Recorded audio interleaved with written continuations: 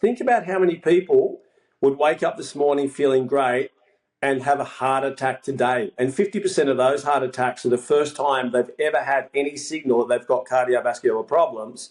And unfortunately, 50% of those will pass away.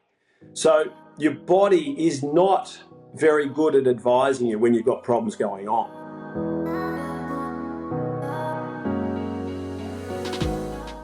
Are you struggling with chronic back pain or worried about your spinal health?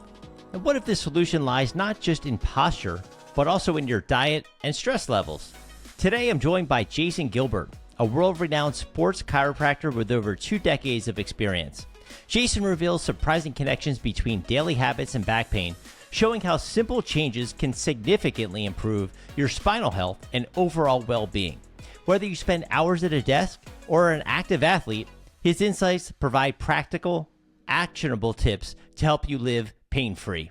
Hey, good morning, Jason. Thank you so much for taking the time to join me today.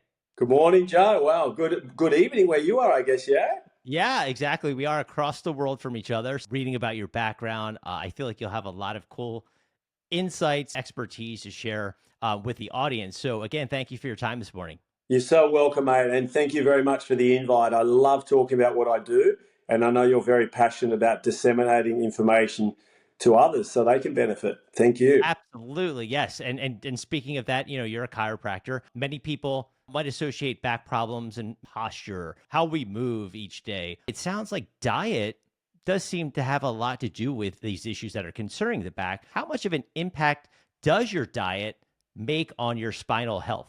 That actually came from my 20 years of working in Sao Paulo and Lima. I was working in those two places back and forth in my clinics, and I would notice that these are places that are highly stressed, yeah? People work a lot. They don't prioritize diet and lifestyle. And often when I was adjusting them, and because I use other techniques, I use physio and osteo and chiro as well. But when I'd be working with some people's spines, I'd notice that they were like rock hard, whereas others were very easy to work with. Their muscles are supple and all the rest. So as my career developed, I became more interested in finding the actual true causes of people's problems. And I noticed, because I love to join dots, and I noticed after a while of asking about someone's diet or the level of hydration, that often when I was getting those spines that were just rigid and those muscles were in that muscle reflex guarding state, that I would definitely see a correlation between the quality of someone's diet and the state of their spinal health, and therefore the symptoms and pain that they were suffering. You'd often hear responses such as, when I'd ask if they drink water, they say, no, I don't like water. I don't like the taste of water. I just drink this certain fizzy drink. What do you guys call it? Soda. Soda, yeah. or sugar, waking up and having sugar. Or, I was in Sao Paulo last month working, and one of my clients, he's quite stressed out, and I noticed that he was so rigid. And I said, hey, do you drink coffee? I was thinking he's drinking too much coffee and too early. And he said, yes. I said, how much do you drink? And he said, 1.5 liters a day. So, these are the things that over the years I correlated with my own health to realize that our diet most definitely influences our state of back pain and other symptoms due to the fact that it can be pro-inflammatory.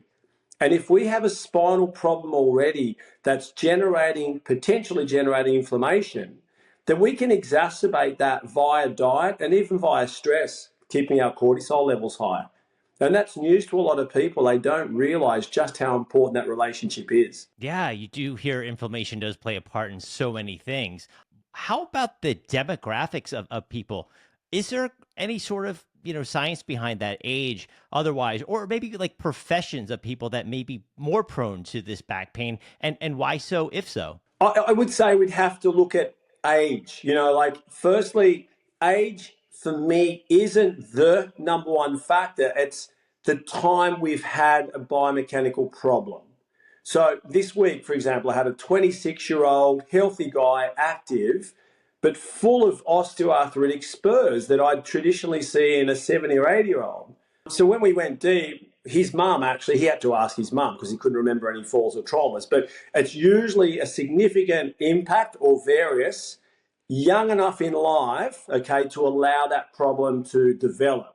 Therefore, 20 or 30 years is enough time. So if we're talking a demographic, we're generalizing and saying that, yeah, sure, people over 50, 60, 70 and upwards, of course, they would have had more time alive to be able to develop those problems biomechanically. And when I say that, I'm talking about arthritis and disc problems. However, I prefer to say the time that we have a problem, the time that it's there, and most of the time we're unaware of it. Okay, so if we're looking at demographics other than age related or time related, look, lifestyle, once again, we can't generalize in a demographic. So if we're looking at people who live in big cities, we can often see that they're compromising their lifestyles. They're working hard. I saw this in Sao Paulo, a city of 20 million people, and Lima, 10 million people. They're often not prioritizing the really important things, the pillars of health. So then, once again, we could generalize, but we could also say, hey, if someone's compensating for that and they're going to the gym, they're exercising, they're upping their diet, they're prioritizing their sleep, well, not necessarily. So I would say that no, in general, it's not a demographic thing because there are so many different factors that contribute to, let's say, by the time most people are feeling pain, to the pain. However, before that, the dysfunction that's required to cause the symptoms. And those factors have to be considered in regards to chemical, okay, emotional, and physical causes. What a combo. Because in each one of those groups, there are so many different sub-factors. And that's why it's so individual. And that's why it's so hard, because some people at 20 or in their 20s, they'll feel back pain. I felt it at 7 years of age. Okay, I already had problems that were congenital, and my lifestyle demanded a lot of my spine, via sport and surfing and everything else. However, someone else's lifestyle mightn't have, and they mightn't have become aware of a certain problem into their 40s, 50s, or 60s. Yeah, no specific demographic, but how about for people, no matter what age they might be, maybe early warning signs of back pain that, again, like you said, a younger person, 26, might overlook that they should be paying attention to? Sure. Before I answer that, let's talk about symptoms and pain for almost all pathological processes. They're almost always the last part of the process. Think about how many people would wake up this morning feeling great and have a heart attack today. And 50% of those heart attacks are the first time they've ever had any signal that they've got cardiovascular problems. And unfortunately, 50% of those will pass away. So your body is not very good at advising you when you've got problems going on. Okay, my mother's had cancer and I've worked with her, and she didn't know, she felt great the day that she discovered.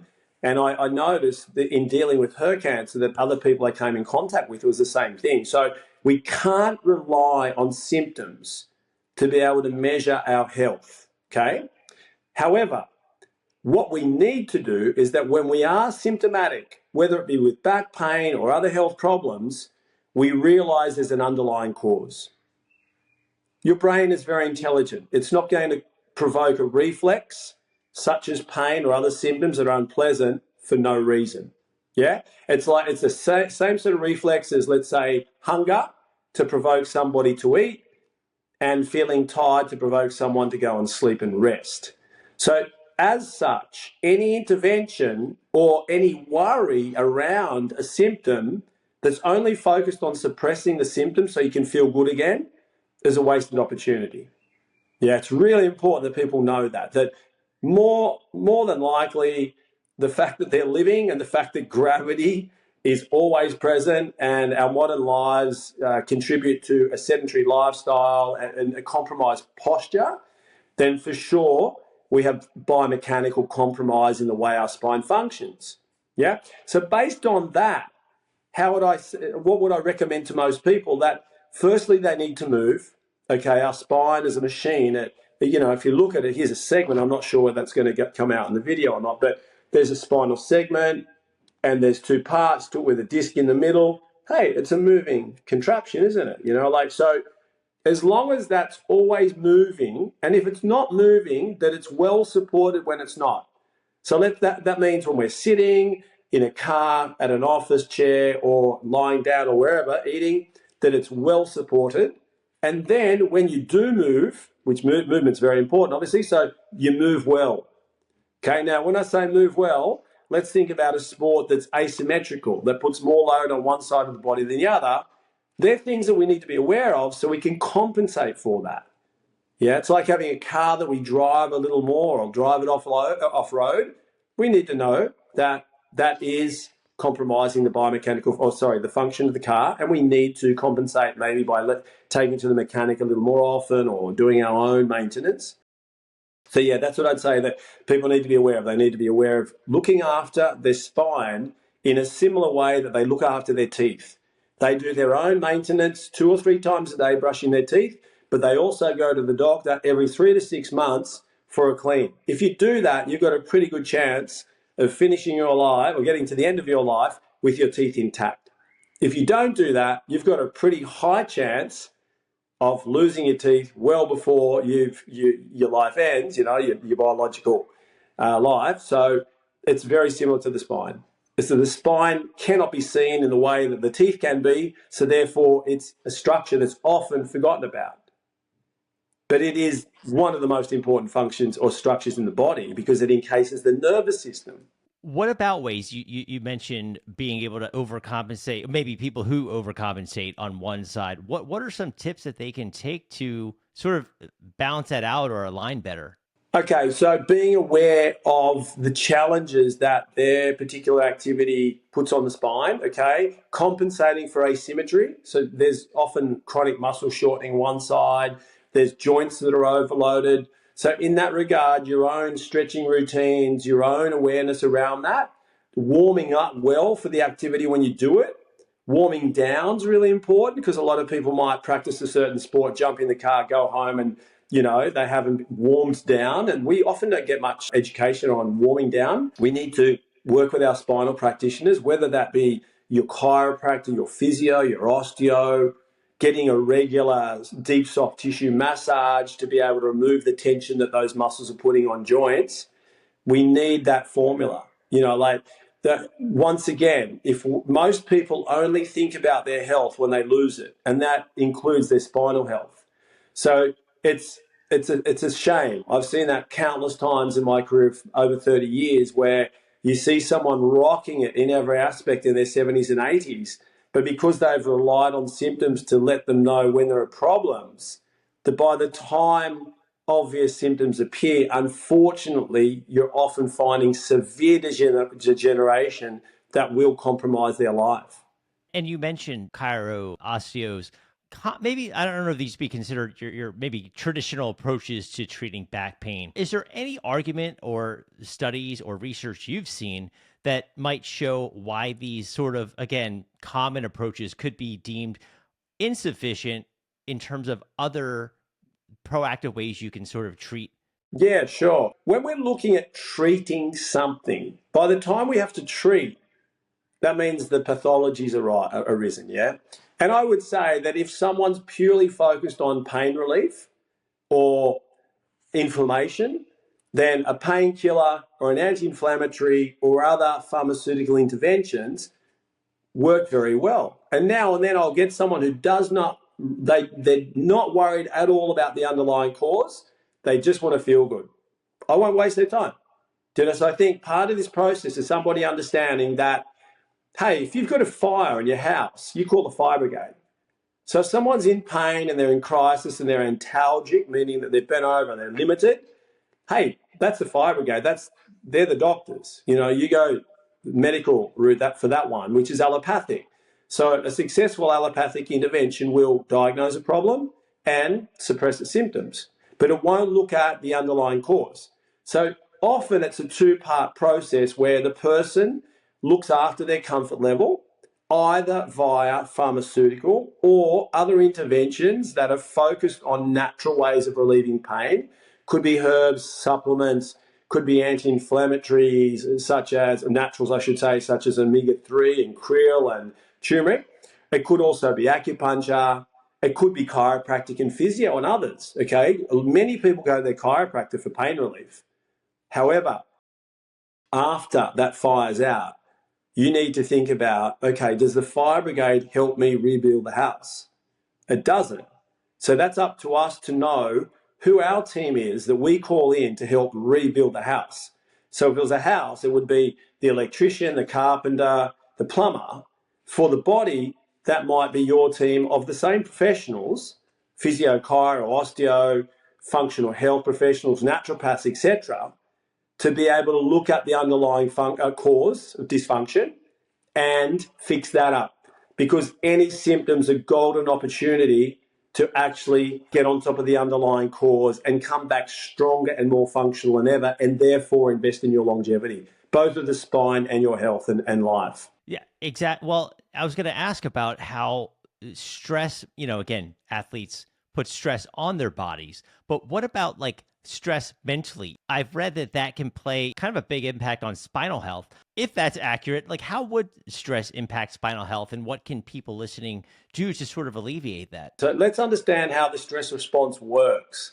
Stress back in the day, thousands of years ago, was crucial for us to be able to survive an attack, okay, from a predator, or run from it, or a tribe, okay? And so therefore it didn't last long. We would have not survived that attack, or we would have run away and we would have been fine. So the stress response by having cortisol increase had a lot of benefits. Cortisol in an acute way, when it increases, is anti-inflammatory, okay? At the time it increases, it increases heart rate and blood flow, which is what we need to get out of trouble. This is an interesting one. It increases fat and sugar. It upregulates the metabolism so that we've got energy to survive the attack. So remember that point, because when it becomes chronic, we're still uploading fat and sugar and storing it, and therefore finding it difficult to lose weight. Mm-hmm. What functions don't you need at the time of an attack? There's functions that are down-regulated. For example, your immunity is down-regulated, okay? Your memory and sleep are down-regulated. Obviously, you're not going to need to sleep while you're trying to survive. Your reproductive functions are down-regulated. You're not going to see a potential mate and ask the dinosaur, just wait a minute, I need to go and reproduce. So, testosterone, progesterone, you're getting out of trophins, your sex hormones are down-regulated. And it's interesting as well, cholesterol's actually upregulated because we might lose a limb. Therefore, we might bleed, so we might need to clot. Now, why are these things important? Because our lives have, I guess, provoked or stimulated our body to be in a stress response much more often than we're genetically programmed to be in. Meaning that computer screens, blue light at nighttime, emotional problems, stress at work, long hours, multiple sources of technology and distraction can put us in that state where cortisol is elevated and it's maintained at an elevated level. So when we're talking about spinal problems, cortisol, when it's elevated for a prolonged period of time, loses its anti-inflammatory property and takes on a pro-inflammatory property. Okay, that's really important for people who are under stress to understand that their stress is more than likely exacerbating any other source of inflammation occurring in their body. And then, of course, when you add to that the fact that digestion's down-regulated, so we have digestive problems, we have sleep problems, okay, and the full gamut of other processes that are modified due to that. So sometimes, whether it be an athlete or somebody else, coming back to the way they deal with stress is crucial. And that might be via adaptogens, which are herbs to support the adrenals, other sleep strategies, looking at their environment. Is it dark? Are they hearing noise? Are they eating early? A lot of people eat too big, too late. So, their body's working overtime. When people understand that and they practice, it makes a massive difference. Yeah. And so you mentioned fat, sugar. I was wondering, for people listening, maybe 5 ways someone could improve their spinal health through diet. If that was me, what would I need to do starting today? Sure. Let's remove obvious toxins such as alcohol, smoking cigarettes. This is really important. And I'll explain why. Alcohol is a muscle relaxant. So any muscle tension around the spine to protect it from underlying chronic problems, you lose it while you drink it. So there's more load that falls on the discs and the articulations. Smoking reduces the blood flow to the discs and other really important areas. And there's not much blood flow that goes to the disc as it is. So smokers have a much higher risk of suffering from spinal problems and particularly disc problems for that reason. So we look at our toxins, we avoid them or remove them. Yeah, this is really important. Number two, hydrating. Yeah, if you look at our muscles are 70 to 80% water. So we need to give them hydration to be able to function correctly. Because if we're dealing with muscles that don't function correctly, whether you're an athlete or someone just living their life, the muscles not only are not supporting the spine the way they should, but often if they're going into contracture, let's say, well, they're actually increasing load on articulations that will over time wear out faster. Then we can look at and be aware of foods and supplements, okay, or nutrients such as omega-3, turmeric, curcumin, okay, that are anti-inflammatory. Okay, so in what I like to include a lot of anti-inflammatory foods for that reason, because if there's inflammation in my life that I just can't avoid, then I'm compensating for it. So there's something called inflammatory load, yeah, and that load is like a glass of water that as you increase the amount of inflammation from various sources, you will be unaware of that until it's just at the top. And then you can imagine it takes one last thing for that water to spill over. Well, that's inflammation. So if we're aware of that and we try and focus on our inflammatory load from all aspects, whether it be hydration, what we're drinking, okay, good quality water, mineralizing our water is really important. I'll talk about that next as a tip. But our diet and everything else, we get our inflammatory load down to a point that once in a while, if we're out, we have a dessert, have something that we know consciously we shouldn't, it's not going to throw us into an inflammatory state that becomes symptomatic. Does that make sense? Because it's way down here. Okay, back to water and the importance of mineralizing our water. Okay, so back in the day, we would have had access to springs, natural water that was mineralized. Okay, we would have eaten plants from soil that would have absorbed minerals from the soil, and then animals that ate those plants that absorbed minerals from those plants. So, you know, our soils are depleted. We're not getting the minerals that we need and require from the animals we eat, the plants we eat, and also from the soil that should give it to them. So we need to supplement our water and make sure our water is mineralized. So I work with fulvic and humic minerals. I recommend those for everyone. They're game changers. They make a massive difference. Okay, not just for spinal health and pain, but also for general health. Really important. And we're still on diet for the fifth tip.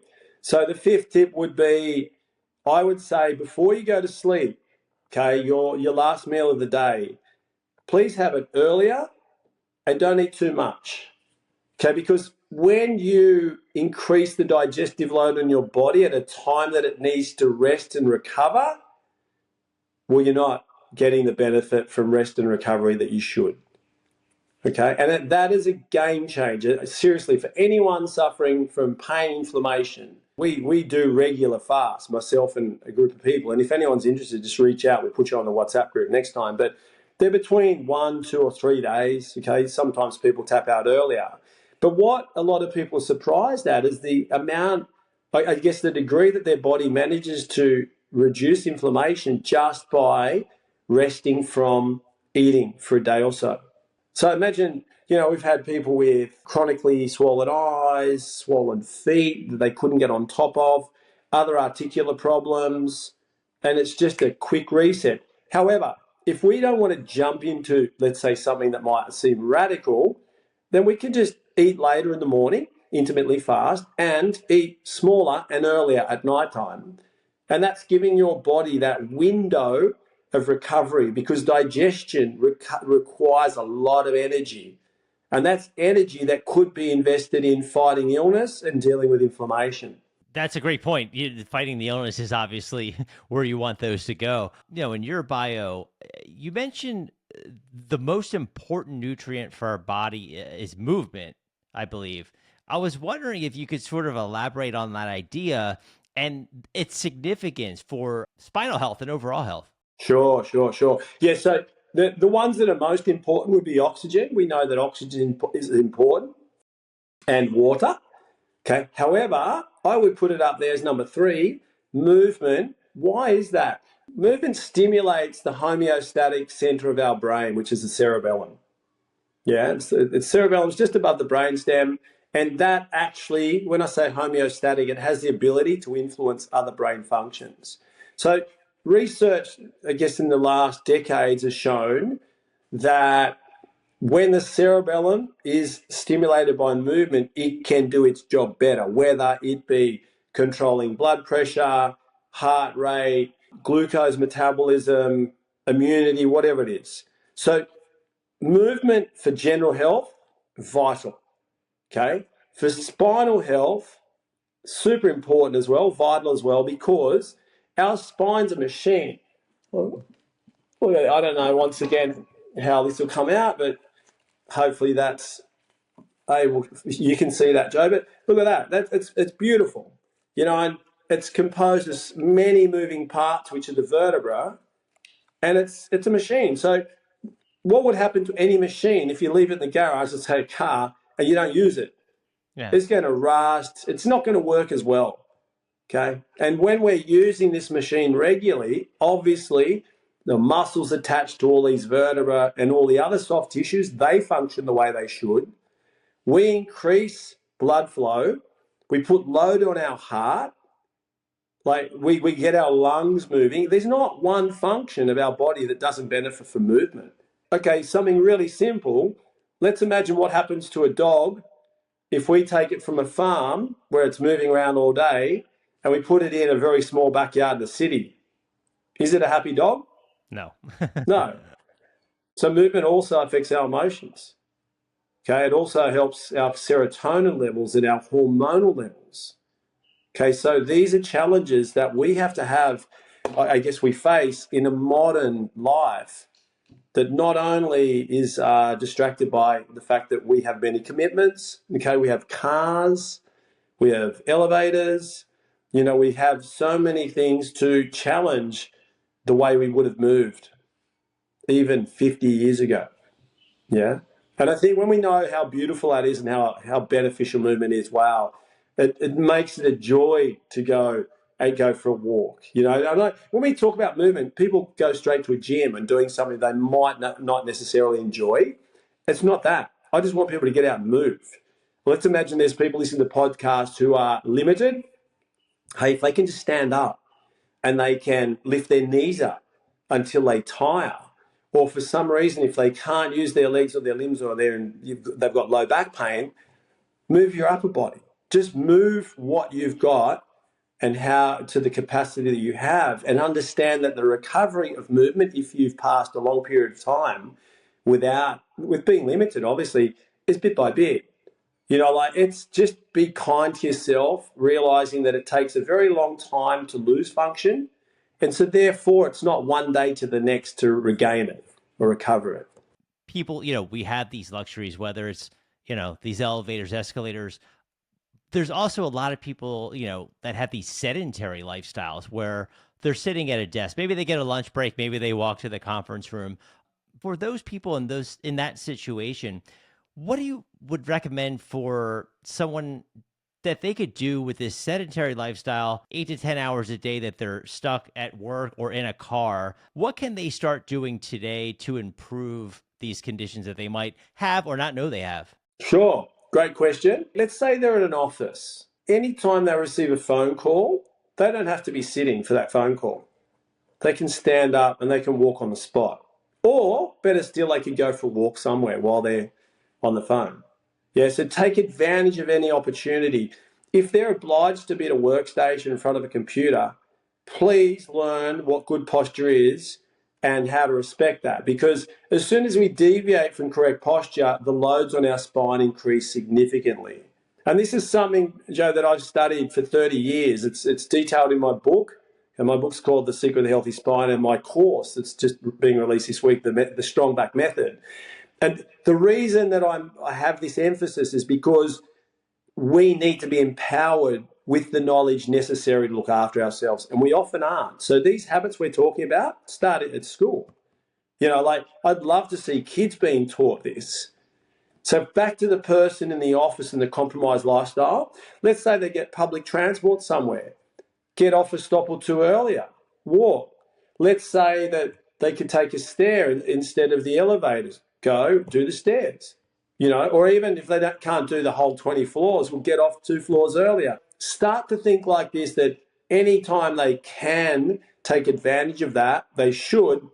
If they're unlimited and let's say they're younger, then obviously they haven't lost function yet to get to the point where they want it back.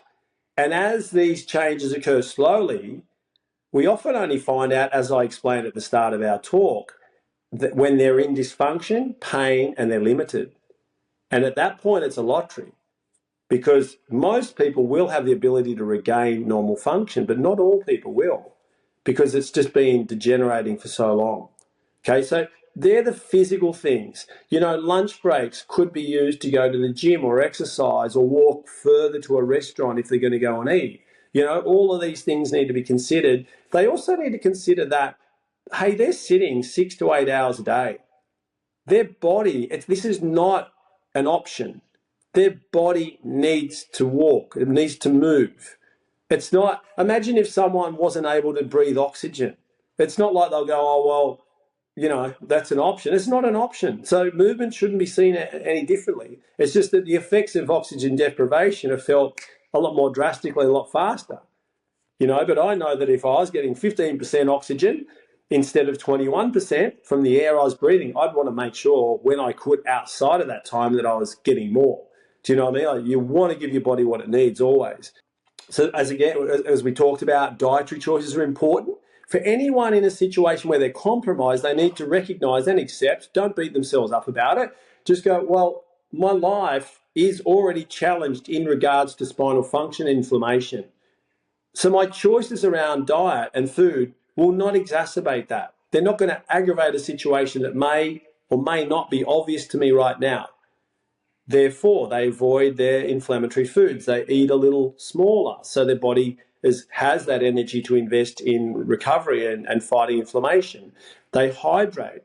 So there's a tip there around the office. Just drink water and you'll go to the toilet more and then you'll have to move. And then lastly, I'd say the factors that we've also talked about, the emotional ones. Sleep is vital. It is. And okay, so some would argue, maybe me as well, that it's actually more important than movement. We will lose our life a lot faster with sleep deprivation than we will movement deprivation. So it needs to get the importance that it deserves too. Hey, 1 or 2 nights that are poorly slept, okay. But I encourage people to always be focusing on tweaking their sleep, introducing nutrients like magnesium at the time of day they exercise, earlier rather than later. Their meal sizes, as I said before, the temperature of their room, how much light's coming in, how quiet it is. Whatever they've got to do to be able to know that their sleep is being potentialized and it's not being affected unnecessarily. Their stress levels we've talked about, okay? Hey, life happens and the way we deal with adversity is really important. Some of us deal with it really well and others it affects us physiologically, you know, so that can cause pathologies. We need to be on top of that.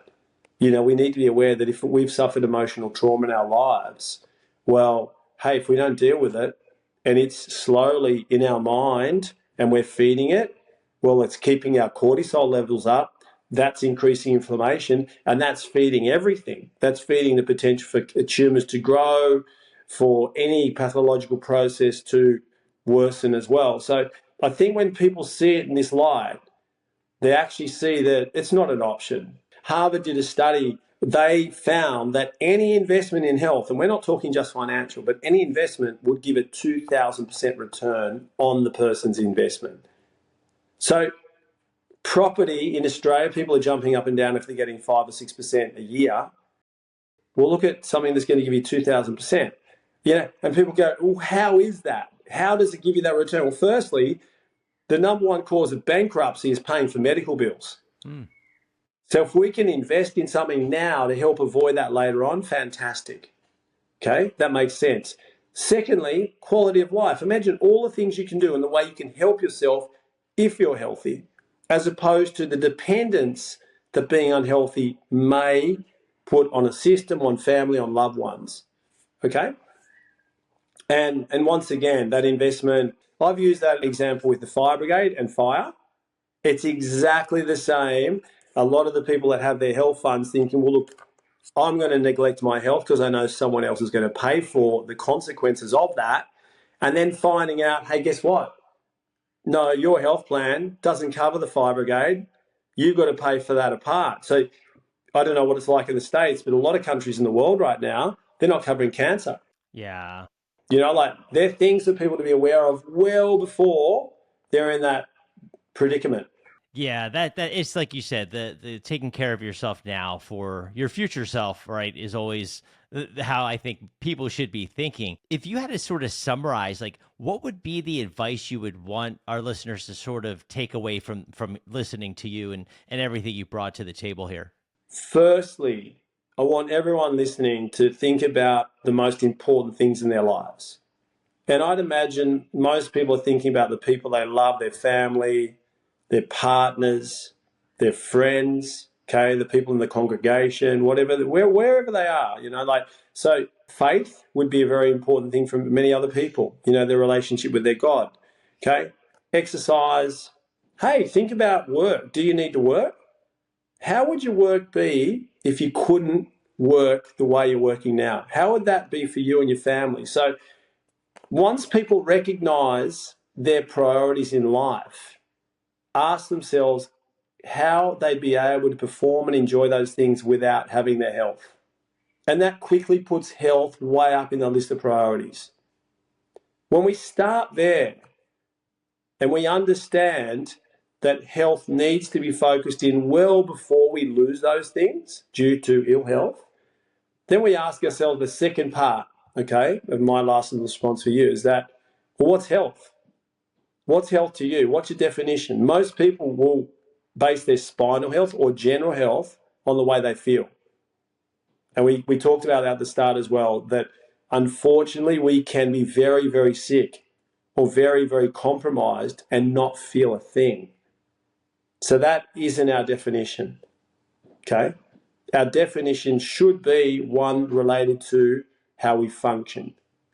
If we understand that physical, chemical, and emotional factors contribute to the way we function, and we understand health as being 100% function, what we need to then do is be conscious of what is a toxin, therefore lowering our function, and what are nutrients. And we need to favor nutrients and avoid or minimize toxins. With those little principles summarized in 2 or 3 minutes, if they're understood and practiced, that's one of the best investments to somebody's longevity, not only of their spine, but of their body and their life. 100% agree on that with you. People listening who are like, man, I got to find out more about Jason, how to get in touch with him, learn more about him and your work. Where can they find more? So the portal, I guess, that I make most contact with people is via Instagram. Okay, my Instagram is Jason Gilbert Official. And then anyone I end up working with, it's always a process of knowing that the fit's okay. So I'm working with some people in the States at the moment that are post-surgical spinal surgery. But, you know, we've got to see if there's compatibility there. From there, I'd suggest, okay, we're going to do a fast this week. You're welcome to join in. Well, I don't charge for these things, so we just put them on the group and away we go. I've also got my site, jasongilbert.com.au, and people can check that out as well. So on that site, let's say in Australia, I run regular retreats. I run retreats aimed at restoring function, both of the spine and of health. So we call them biohacking or longevity retreats. But also there's courses online. There's Academy where I meet with people weekly and we go over this. Because my whole point, mate, is that there's no coach ever that would get a team at the start of a season and say, hey, do this, this, and this. Good luck. I hope we see you in the final. They're there by their side all the way. And as such, it's necessary for someone to understand, hey, the word coaching can give different ideas to people, but I need someone accompanying me and tweaking things. Because often, many people aren't ready to stop all the naughty things they do in their lives. That's okay. We just talk about what they can introduce as positive. And as they feel better and function better, then naturally they start to look at the things that they know are negative in their life. So there's a lot of ways people can benefit. My book is another way. It's called The Secret of the Healthy Spine. They can find that on Amazon or other places as well online. Just most importantly, my mission is to educate and support. So anyone who reaches out always gets a reply via Instagram, and it's often an audio. And I'm often guiding people in their respective countries to professionals in those areas and other strategies. Yeah, well, Dan, thank you so much for taking the time to join me today. I will put all these links in the show notes for people to engage with you. I really appreciate your time for joining me today, Jason. So thank you again. Hey, Joe, you're so welcome. And thank you for the invite and congratulations. Good on you for doing what you're doing.